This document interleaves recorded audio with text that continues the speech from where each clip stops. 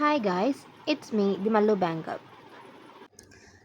ഇത് ഗൈഡ്ലിയുടെ മോക്കാണ്. ഞാനിത് നേരത്തെ അറ്റംപ്റ്റ് ചെയ്തിട്ടുണ്ട്.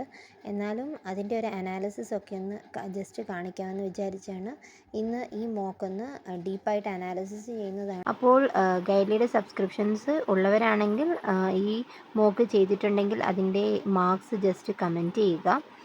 ആൻഡ് ഇത് വളരെ ഫ്രീ ആയിട്ട് തന്നെ കിട്ടുന്ന ഒരു മോക്കാണ്. മീൻസ് ഗൈഡ്ലിയുടെ ഇത് പർച്ചേസ് ചെയ്യുകയാണെങ്കിൽ നിങ്ങൾക്ക് വളരെ കുറഞ്ഞ റേറ്റിൽ തന്നെ നല്ല ലെവൽ ഓഫ് ക്വസ്റ്റ്യൻസ് പ്രാക്ടീസ് ചെയ്യാൻ പറ്റുന്നതായിരിക്കും.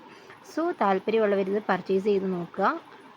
ദെൻ ഇത് പ്രിലിംസിൻ്റെ 2024 ഫസ്റ്റ് മോക്കാണ്. അതിന് ഞാൻ ടോട്ടൽ 84 അറ്റംപ്റ്റ് ചെയ്തു. ദെൻ അതിൽ 74 ആണ് എനിക്ക് സ്കോർ വന്നത്. 76 ആണ് കറക്റ്റ് ആയത്.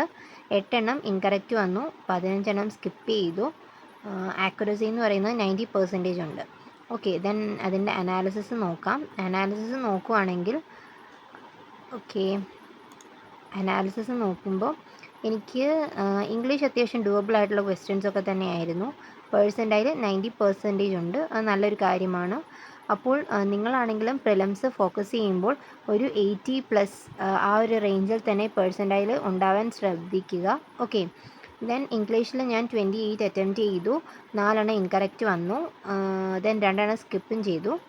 ദെൻ ന്യൂമറിക്സിൽ ഞാൻ 26 ആണ് അറ്റംപ്റ്റ് ചെയ്തത്. അത് മൊത്തം കറക്റ്റായി. ദെൻ റീസണിങ്ങിലാണ് എനിക്ക് ഇത്തവണ റോങ് വന്നത്. കുറേ ടൈം ലാഗ് വന്നതുകൊണ്ട് തന്നെ 30 അറ്റംപ്റ്റ് ചെയ്തു. ബട്ട് 26 കറക്റ്റ് ആയുള്ളൂ. അതിൽ തന്നെ 4 എണ്ണം ഇൻകറക്റ്റ് ആയിപ്പോയി, 4 എണ്ണം സ്കിപ്പ് ചെയ്യുകയും ചെയ്തു. ഓക്കെ, സാധാരണ റീസണിങ്ങിൽ എനിക്ക് അങ്ങനെ വരുന്നതല്ല. ബട്ട് ഇത്തവണ എന്തോ സംതിങ് അങ്ങനെ ഒരു കുഴപ്പം പറ്റി.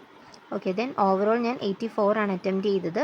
അതിൽ ആക്യുറസി 90% ഉണ്ട്. ദെൻ പേഴ്സൻറ്റൈൽ വൈസ് നോക്കുമ്പോൾ നല്ല പേഴ്സൻറ്റൈലാണ്. 90% എന്ന് പറയുന്നത് നല്ലൊരു പേഴ്സൻറ്റൈൽ തന്നെയാണ്. ഓക്കെ, ദെൻ സൊല്യൂഷൻസ് നമുക്ക് ജസ്റ്റ് ഒന്ന് നോക്കാം.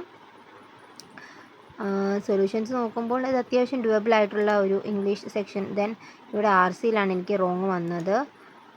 ഇവിടെ ഒരു വേർഡിൻ്റെ ഇത് അങ്ങനെയാണ്. ഓക്കെ, 4 എണ്ണം ഇൻകറക്റ്റ് ആയിട്ട് വന്നത്. ക്വാൺസിൽ അത്യാവശ്യം ഡ്യൂവബിൾ ആയിട്ടുള്ള ക്വസ്റ്റ്യൻസ് ഒക്കെ ആയിരുന്നു. നോക്കൂ, ഇത് സിംപ്ലിഫിക്കേഷനൊക്കെ 18 സെക്കൻഡ് കൊണ്ടൊക്കെയാണ് ചെയ്തിരിക്കുന്നത്. കാൽക്കുലേഷൻ ഇമ്പ്രൂവ് ആക്കുമ്പോൾ തന്നെ സിംപ്ലിഫിക്കേഷനൊക്കെ ചെയ്യാനുള്ള ടൈം നമുക്ക് കുറഞ്ഞു വരും. അത് കുറയുന്നതനുസരിച്ച് ബാക്കി ക്വസ്റ്റ്യൻസിന് കുറച്ചുകൂടെ ഫോക്കസ് ചെയ്യാൻ പറ്റും. Okay, 17 second. Clerk level exam ആയതുകൊണ്ട് തന്നെ ഒത്തിരി ഡിഫിക്കൽട്ടായിട്ടുള്ള സിംപ്ലിഫിക്കേഷനൊന്നും വരികയില്ല. അതുകൊണ്ട് തന്നെ 18 സെക്കൻഡ്, 20 സെക്കൻഡ് അതിൽ കൂടുതലൊന്നും ഒരു സിംപ്ലിഫിക്കേഷന് എടുക്കാൻ പാടില്ല. ഓക്കെ, അപ്പോൾ നമുക്ക് കുറേ കൂടി ഡൗട്ടുള്ള ക്വസ്റ്റ്യൻസിന് ടൈം ഇൻവെസ്റ്റ് ചെയ്യാൻ പറ്റും. ദെൻ റീസണിങ്ങിലാണ് ഇത്തവണ എനിക്ക് നല്ല പാളിച്ച പറ്റിയത്. ഇത് സിമ്പിൾ മിസ്റ്റേക്കാണ് ഇവിടെ വന്നത്. ദെൻ ഇവിടെയും മിസ്റ്റേക്ക്, ജസ്റ്റ് ഡോട്ടർ ഇൻ ലോയും മദർ ഇൻ ലോയും തമ്മിൽ തിരിഞ്ഞുപോയി. ഓക്കെ, ദെൻ ഇവിടെ ഒരു സിലോജിസം തെറ്റിപ്പോയി. ദെൻ ഈ ക്വസ്റ്റ്യൻ എനിക്ക് അറ്റംപ്റ്റ് ചെയ്യാൻ പറ്റിയില്ല. അറ്റംപ്റ്റ് ചെയ്ത് കുറച്ച് വന്നപ്പോഴത്തേക്കും ടൈം ഔട്ടായിപ്പോയി. ഓക്കെ, അങ്ങനെയാണ്.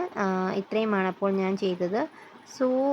നിങ്ങളിത് ചെയ്തിട്ടുണ്ടെങ്കിൽ മാർക്സ് താഴെ കമൻറ്റ് ചെയ്യുക.